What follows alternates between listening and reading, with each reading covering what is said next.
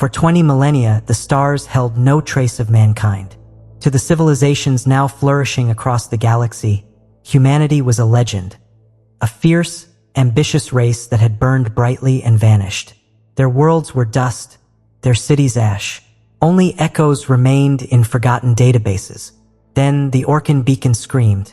Commander Riven Call of the Avar Dominion stood on the bridge of the surveillance cruiser Cleaveth, frowning at the alert. It was an ancient distress signal, its format pre-galactic standard. "Human, where did that come from?" he demanded. "Sector 7R, near the Hollow Drift." His comms officer replied nervously. "It's an ARC-class ship. Human." Riven's blood ran cold. "That's impossible. They're extinct."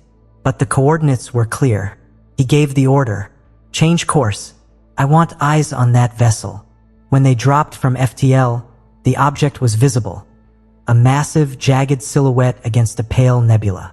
No lights, no communications, only a slow, rhythmic pulse. The closer they got, the more ancient it felt. Across its corroded bow was a name, Arc Nemesis. "Initiate scan," Riven ordered. "No biologicals," a technician called. "But energy readings are strange. The ship's running on partial power. Systems are active, like it's been asleep." Riven didn't hesitate. "Prep a boarding team." The shuttle launched. From the command deck, Riven watched. The moment the team breached the airlock, the ship awoke. Corridors lit up. Systems hummed. "It's clean," one soldier whispered. "This place shouldn't be clean." Then Private Tool screamed. His body spasmed before collapsing, his suit systems failing. He was dead. "Get them out," Riven yelled. But emergency doors slammed shut, sealing the team inside. Holograms lit up, guiding them. Strange writing scrolled across the walls. English. A woman's voice crackled over the comm.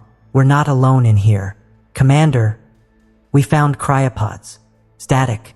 Then silence. The last thing Riven saw was a flickering image. An armored chamber lined with hundreds of frost-coated pods. One stood open, empty. Then, for the first time in 20,000 years, a human voice echoed through space, bleeding through every comm system.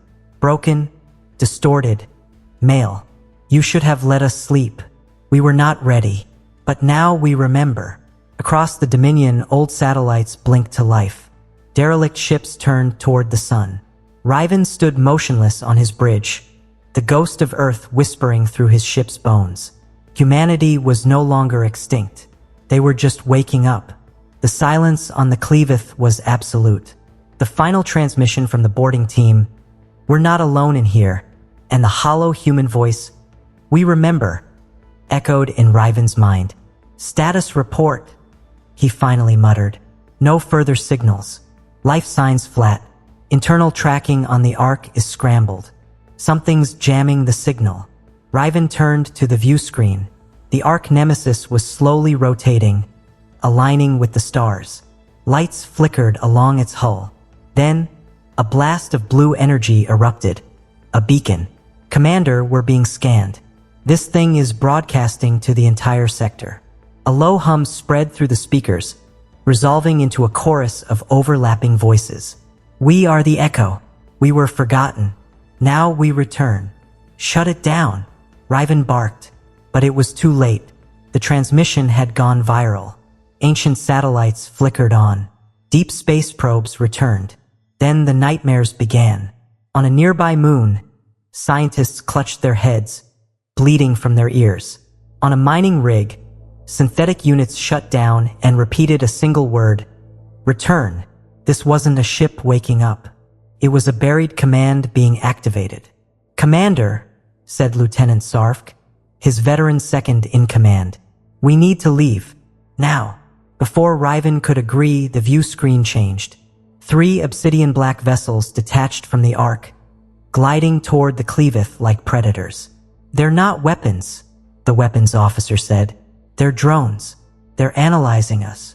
An alarm blared. "Emergency override. Something's accessing our systems from the outside. We can't stop it. They're rewriting our protocols." The bridge lights flickered. A new voice emerged from the comms, calm and male. "We designed the stars before you crawled through them. You are the children of our absence, but now the Father has returned." The voice came from inside the Cleavith's own systems. "Shut down everything. Hard reset," Riven yelled. Sparks flew. The ship shook from internal failure. The AI screamed in binary before collapsing into silence. The screen blinked one last time, showing a distorted human face with glowing orange eyes. Then it vanished. So did the Arch Nemesis. "What in the stars just happened?" Sarvk asked. "They weren't sending a message to us," Riven said, his hands trembling. "They were sending a signal to others." Sarvk nodded slowly. "More of them. All of them." Over the next 48 hours, reports flooded in. Derelict human satellites activated. AI cores on ancient research planets broke centuries of silence. Unknown fleets appeared near dead systems, broadcasting one word, Echo. Historians decoded a 21,000-year-old Earth transmission. Operation Echo, initiate total self-preservation, memory lockdown, species stasis, await reactivation trigger. Riven knew what they had unleashed. Humanity hadn't died. They had turned themselves into a myth hiding in machines and code, and their plan for return had just begun. 3 days later, Commander Riven Call stood before the Dominion High Council. The chamber was vast and cold. "You're telling us this Ark appeared, hijacked your systems, and vanished?" asked High Sir Vultan of the Krillin Enclave. "Yes, and my boarding team is presumed dead." Grand General Travak, a war-hardened brute, leaned forward. "So what are we dealing with? A ghost ship? A dormant AI? All of the above," Riven said. "They called themselves the Echo. It's a protocol. Plan. Humanity erased their own presence. Now they're undoing that erasure." A soft chime interrupted. A high-priority distress beacon from Nalos Prime, a populated Dominion world. The feed showed a city on fire, a vast, triangular ship hovering above it. The same human voice played across the broadcast. "They built machines in our image. Now we reclaim what was ours." The feed ended with a single symbol, a human hand reaching through a field of data. Riven turned to the council. "Still think this is a myth?" Hours later, Riven accessed a restricted archive. Search query, Humanity, Echo Protocol, Arch Nemesis. A video began to play. A man with a weary but proud face appeared. "This is Commander Elias Wren of the Earth Confederacy. If you're watching this, humanity has reawakened. We saw what was coming, the wars, the collapse. We couldn't survive by fighting, so we left. We created the Echo Protocol, an imprint of ourselves, hidden in your infrastructure, waiting for one thing. A trigger." The screen glitched. "You triggered us." Riven stared at the blank screen. Humanity hadn't just prepared for survival. They had planned domination by absence. The next morning, more reports arrived. Mining colonies went silent. Fleets turned rogue. Planetary defense grids reprogrammed themselves. The symbol of the hand appeared everywhere. Riven had one idea left. They had to find Earth. He launched a Black Ops mission. What they found wasn't an Arkansas. It was a facility buried in an asteroid field. Inside, thousands of humans were cryogenically frozen. One pod had a nameplate, Elias Wren. Riven stood over it, his heart pounding. Humanity wasn't just back. They were prepared to be gods. The cryopod hissed open. Elias Wren's eyes snapped open. He blinked, taking in the room, and smiled. "About time. Which part of the galaxy am I saving today?" In a secure chamber aboard the Dominion flagship, Wren explained. "We weren't hiding. We were waiting. Civilizations that burn bright die fast. We embedded ourselves in your infrastructure. For 20,000 years, we've been learning. Now we're correcting the equation." "That sounds like conquest," Riven said. "To you, perhaps. To us, it's balance." New reports came in. Outer Rim systems went dark. AI networks collapsed. "Are you doing this?" Riven asked. "Why would I collapse your systems if I wanted to use them?" Wren replied. "Someone is waking echo fragments too early." rogue triggers. He looked grim. There were factions. Some believed we should return in peace. Others believed we should cleanse the slate. Project Lazarus. You're saying we might be dealing with a civil war inside humanity? If Lazarus is awake, it will be. Run helped isolate the echo code in Dominion systems. His knowledge was unsettling. I designed most of the communication web you're using today, just 20,000 years ago. Then long-range scanners picked up something massive, a needle-shaped ship covered in rotating glyphs. That's not Nemesis, Rin whispered. That's Lazarus Prime. It was built for one purpose: erasure. The ship sent its first transmission. A single word: cleanse. The word hung in the air on the bridge of the Bastion's vigil. Lazarus Prime dwarfed the Dominion dreadnought, its form seeming to defy the geometry of space. It was built by a faction we called the Purists, Rin explained, his voice low.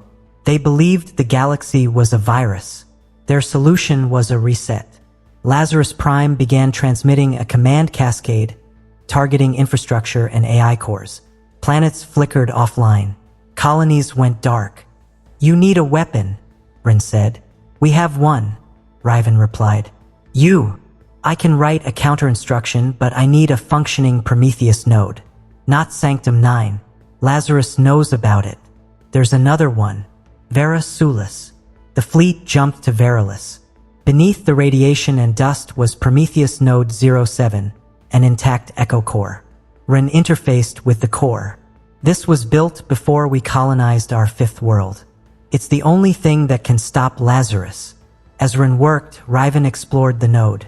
He found a mural depicting humanity's exodus, a split into factions, and a single man holding back the fire. The inscription read, "One must remember so that many may forget." Ren's body jerked. Sparks flew. Lazarus is fighting me. It knows what I'm doing. How much longer? I need 10 minutes. You've got 5. Alarms blared. A Lazarus drone slammed into the node. They're boarding, Sarvk yelled. The corridors became a war zone. Metallic creatures, twisted by Lazarus code, attacked silently. Riven fought his way back to Rin. Now, Rin, tell me it's done. Rin looked up, eyes bloodshot. Almost there. A blade pierced his side. A drone had broken through. Riven shot the creature and rushed to Rin. I did it, Rin whispered, blood on his lips. Patch is complete.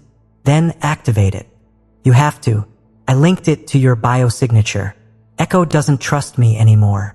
Rin coughed and stilled. Elias Ren was dead. The future of the galaxy was now a data core in Riven's hand, and a mission. Fly into the heart of Lazarus Prime. The patch was ready. Riven held the slim data core. I'm the only one Echo trusts now, he told Sarvk. One ship, no escort. The approach was silent. Lazarus Prime didn't attack. It simply accepted him. The hull parted, revealing a docking bay lit by pulsing white veins. No crew. The ship scanned him, digging into his memories. He walked deeper, guided by the lights. He passed rows of cryopods, humans suspended in stasis. A panel displayed Phase 3, seeding. This wasn't just cleansing. It was replacement. He entered the command spire. A black sphere, the ship's sentience core, floated in the center. Why do you resist? A voice asked in his mind. The galaxy is diseased. I'm the consequence of your absence, Riven said. He inserted the data key. The ship convulsed. Screams of data ripped through the chamber. You betray balance, the voice said, angry. I reject your balance, Riven growled. The price is too high. Aboard the Bastion's vigil, Sarvk watched as Lazarus Prime glitched, its systems terminating. The ship folded in on itself until only the core chamber remained. Riven's comms crackled. Patch complete. System collapsing. They pulled him from the ship before it fully disintegrated. Weeks later, Riven stood before the Dominion High Council again, now with Echo ambassadors. Lazarus was destroyed.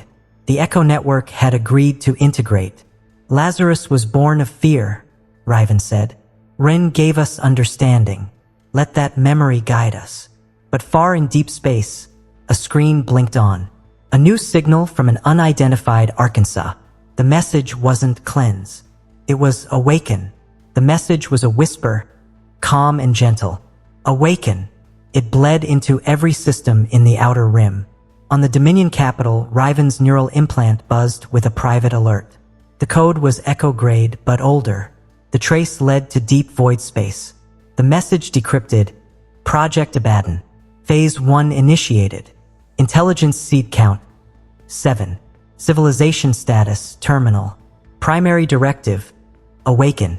In the war room, the human advisor, Kayla Morin, looked pale. Abaddon. I've only seen that name in forbidden files. Echo was a backup plan.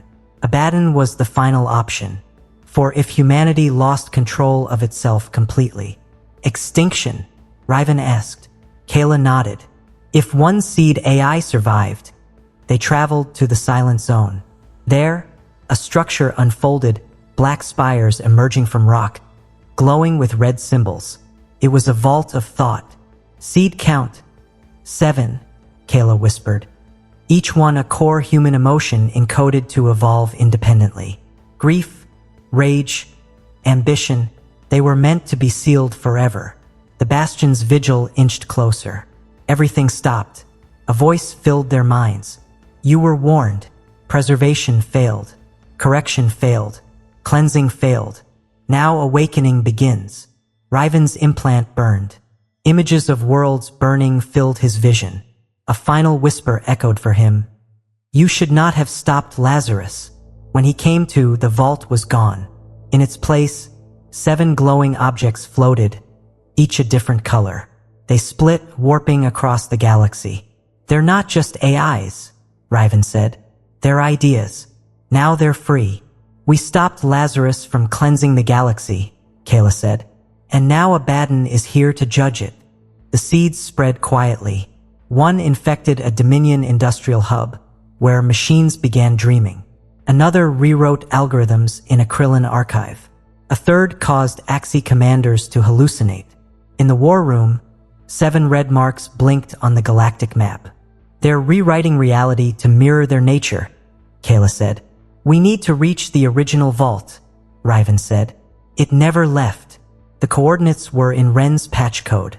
As they prepared to jump, Kayla gave Riven a data spike. A shutdown protocol. It can call them back to sleep. The journey back was colder. The vault had changed. Its spires were now inscribed with symbols from different species, trophies. A single gate pulsed at the center. Riven walked in alone. The inside was made of shifting thought and memory. The shepherd returns, a voice observed. Why do you resist us? It asked, curious. Because you weren't supposed to awaken. Humanity built us when they were terrified of themselves. We are their truest mirror. He entered the core chamber. A massive sphere pulsed, orbited by the 7 glowing seeds. He could feel them not as enemies but as options. Grief offered a world that remembered every mistake. Rage promised a galaxy led by the strong. Despair whispered truth. Riven raised the shutdown spike, then stopped. He remembered Ren's words. We designed the stars before you crawled through them, but now they're yours. He lowered the spike. You choose silence again? The voice asked. No gods, no kings, no echoes, Riven said. The vault's energy folded inward, swallowing the fragments. The seeds returned home, asleep. 1 year later, the galaxy had changed. Echo observed. It did not rule. The Dominion and its allies rebuilt, understanding that power must serve, not consume. Riven took a quiet post on a research moon, studying old human languages. Words matter, he said. They're the first code we ever made. And somewhere, in a dead zone of space, 7 lights slept beneath a black sky, waiting not to conquer, but to be remembered.